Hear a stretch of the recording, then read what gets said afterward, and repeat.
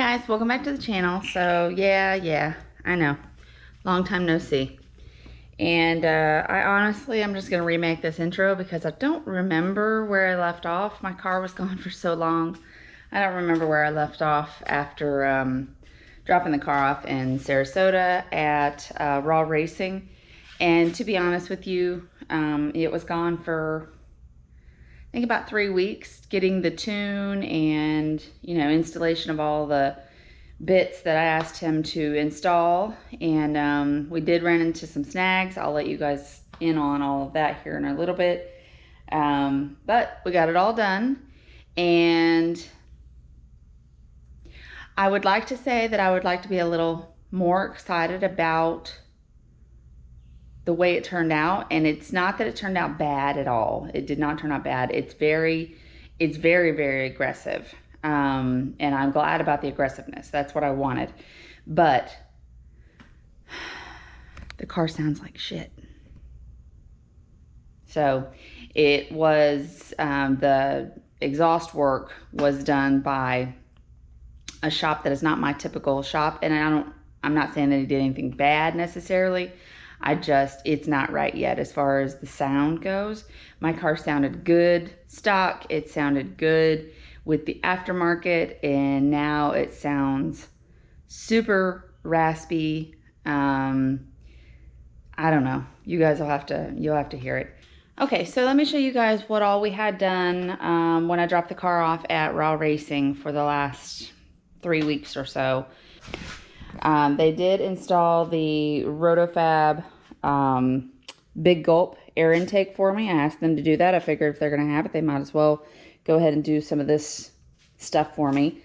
Obviously, we have custom tuned the Whipple. They also, let me see if you guys can see it down in there. We've got some long tube headers in there. Marty bought me some BBK long tube headers, ceramic coated. I went ahead and while they were in there, because the spark plugs were such a pain in the ass when I did them when we installed the Whipple, I went ahead and got fresh spark plug wires and fresh plugs, had them replace all of that while they were in there so that I don't have to deal with that again anytime soon.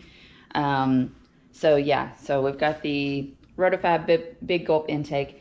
I did not go up on the throttle body. This thing is not meant to be a track monster as far as official use. It's just when I put my foot down, I want it to go. Plain and simple. That's all I want it to do. I want it to go the way I want it to go. I want to have that feeling of that instant torque. And believe me, I've got it. So I've definitely got it now. So, which, I mean, it was good stock. It's really good now. So I am still having to try and get used to kind of relearning where the torque comes in on this thing now, just because it's so instant. I have to be careful, like in first and second gear, because it will absolutely kick the ass out if I'm not careful. So I may have to do some, changes to the wheels even still. There were some problems that we ran into, and there's still some details of it that I don't understand, but basically the high pressure fuel pump in the Camaros is not adequate when you start going to the little bit higher levels of boost beyond stock. And the biggest problem that I personally ran into is that, of course, of all of the years of the Camaro SS 1LE that I had to choose, the 2019 apparently has the, it's not the high pressure fuel pump, it's the high pressure fuel pump connection. It's the electrical piece of it that we would have had to replace. That part is apparently from a Silverado in the 2019 Camaro SS 1LE, not the 2019 Camaro SS and not the 2020 1LE. It's only in the 2019 SS 1LE that has the Silverado plug on the car side of the electrical piece of this. So when I bought the upgraded high pressure fuel pump, that should have fit, according to GM, according to, you know, everyone that I did full investigation, looked up the part number. There's about 5 or 6 different alternate part numbers, but they all, I verified up one side and down the other, they all mean the same thing. They're just, you know, like I said, they're just alternate numbers. They're not one bad, one good. They're just alternate numbers. And in any other Camaro LT1, it should have worked. Or even in the equivalent of whatever you put on top to make it, you know, similar to an LT4, it should have worked. But for some reason, the 2019, like I said, has the wiring, the part that's actually in the wiring harness is the part from a Chevy Silverado. And in order to make that work, I would have had to have gotten the high pressure fuel pump from a boosted Chevy Silverado, of which there were none. That's not a thing, so I couldn't get that because there isn't one. The only other alternative that we would have had to do was some sort of aftermarket wiring with an aftermarket high pressure fuel pump.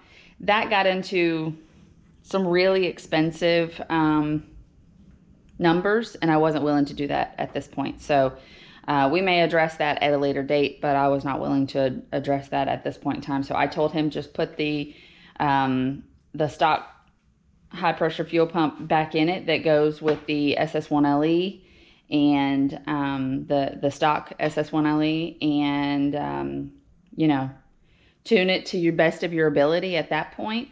And so with that being said, I did not have him do dyno numbers because it wasn't exactly where I wanted. He already had the car way too long anyway. I wanted the car back.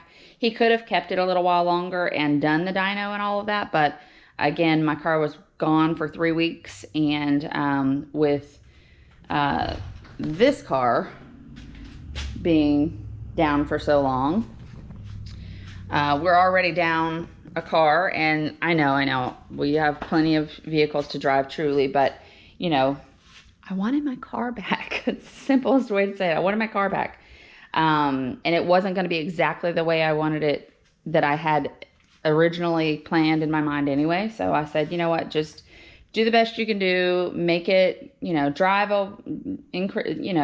improve the drivability, basically. Make sure the Whipple's kicking in when it's supposed to, make sure everything's nice and safe.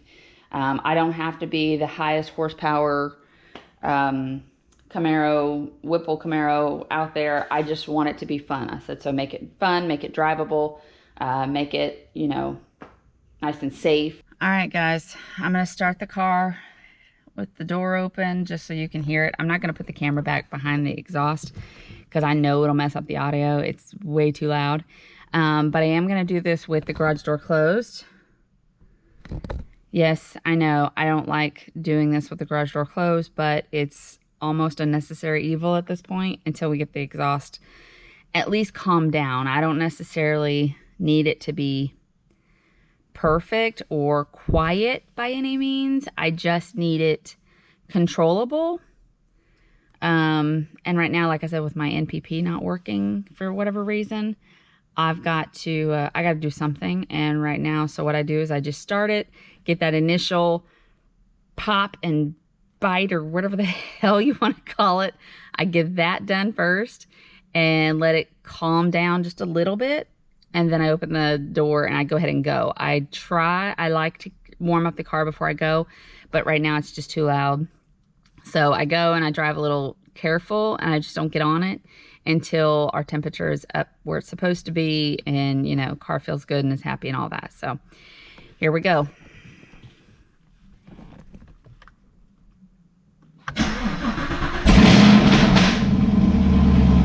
what I mean?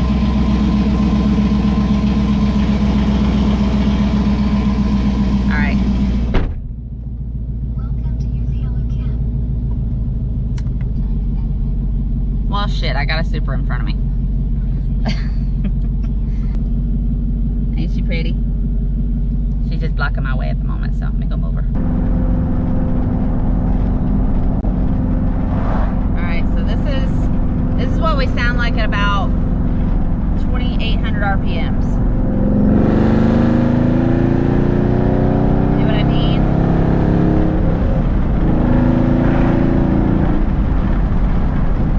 It just sounds shitty. I don't like it. I don't like the way it sounds at all. Feels great.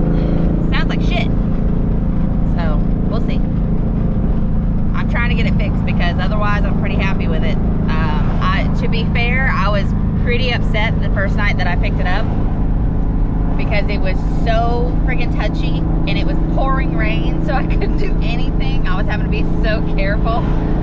And honestly, normally on these 555 R2s, I don't have to worry about rain, but unfortunately, Rob at Raw Racing did such a good job bringing in the torque right where I want it, which is way early and way hard. I could barely drive it home and I wasn't used to it, so it is what it is. So, but now she's good.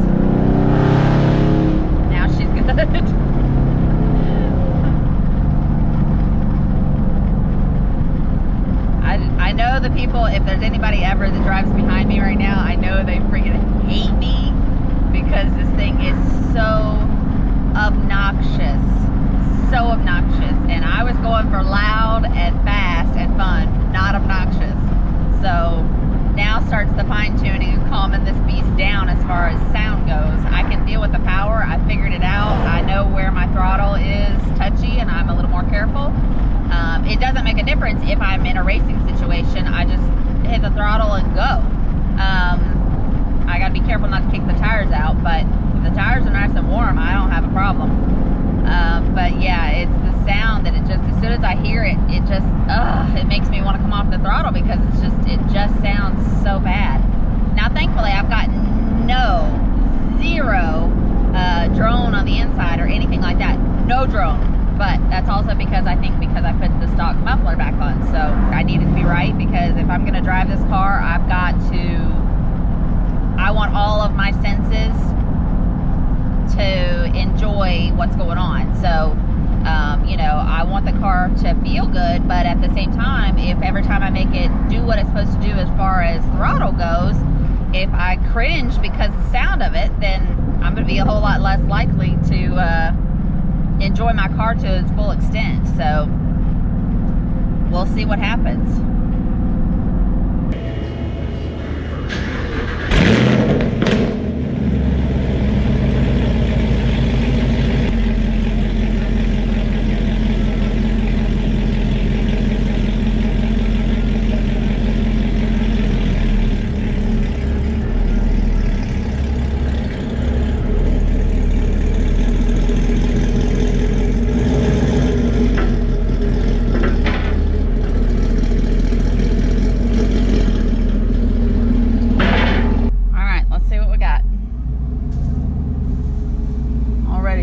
Quite a bit calmer.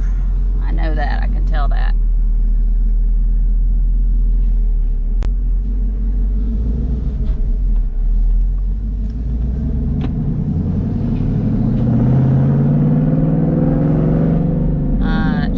Much better. Much better. It's not raspy at all. Not yet anyway. We're gonna get on it here in a minute, but already sounds much better.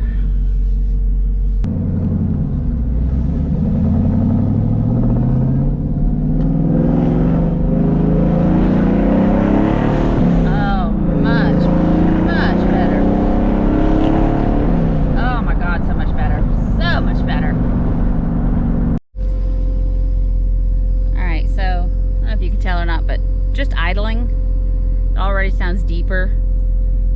I'm really happy with the small change that we made. We actually ended up not putting the resonators on at all. The owner of the muffler shop, who I trusted judgment, he always does a good job with our vehicles. He said instead of putting the resonators on, because honestly the piping that I have underneath I thought was 3-inch piping. It is indeed 2.5-inch piping, so the resonators technically are too big, so they don't fit. And furthermore, it needed something as far as a go-between, and there was no go-between. It was straight from the long tube headers all the way back to where the stock exhaust got put back on, and that was it. So there was nothing in between, no X pipe, no H pipe, no nothing. So what he put was what they call a bounce bar, which is basically something along the lines of a X pipe, H pipe, whatever, and just that has helped tremendously. So I'm gonna let you guys see if I can play with the car a little more aggressively now, see what we have as far as sound goes, so I can let you guys hear it.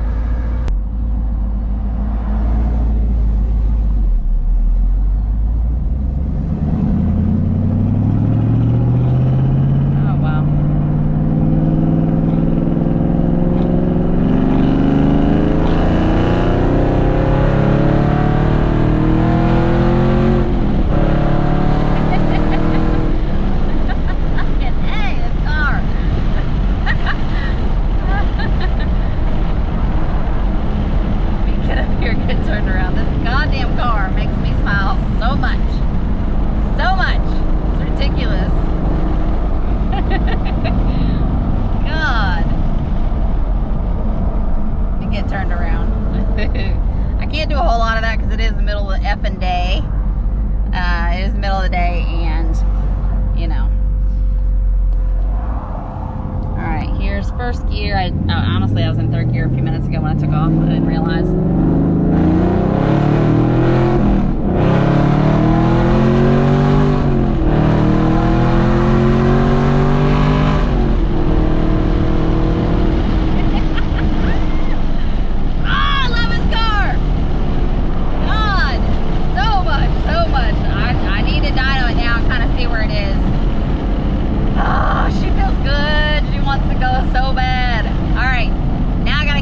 Draggy times, because man, she feels good. It's the first chance that it hasn't been wet outside or raining or me stuck on a back road behind 50,000 people who all want to go 10 miles an hour under the speed limit.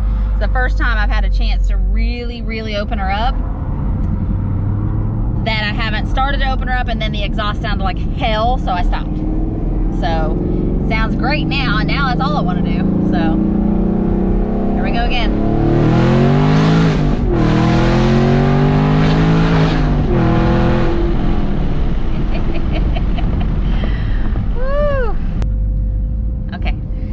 Calm down because I'm back in the neighborhood, so let's see if I can keep from pissing off all the neighbors all the time, and because we gotta live in this house a little while longer. All right guys, so there it is. Hope you like this video. I will definitely be back with some more with the new and improved Camaro 2019 1SS 1LE, and yeah, I like her a lot, and I think we've improved her sound from where she was immediate post headers and all of that. She's still loud, but now she's a little more deep tone, and you know, overall I really enjoy the car, and yeah, hope you guys enjoyed it too, and hope you enjoy watching me get used to her again, watching me start to enjoy her again. So anyway, if you like this video, go ahead and give us a big thumbs up, give us a like, subscribe if you haven't already. If you have, thank you very much, and give us some comments on what you think and any suggestions you have as far as you know, anything with, if you've had any experience with this kind of setup on a 2019 or newer Camaro SS 1LE, then yeah, I'm totally willing to hear it. Otherwise, yeah, we'll see you in the next one. Y'all have a good day. Bye.